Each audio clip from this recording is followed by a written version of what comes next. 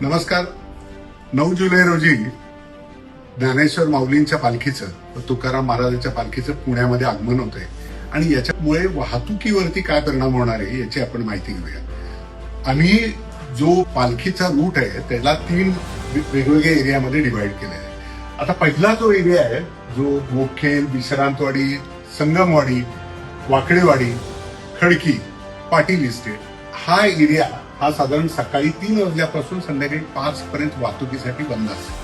जो दुसरा एरिया आहे ज्याच्यामध्ये Ganeshkhind road, Fergusson college road, Jangli Maharaj road, Shivaji road आणि थोडासा कर्वे रोड हा परिसर आम्ही शक्यतो 12 नंतर बंद करायला सुरुवात करणार आहे.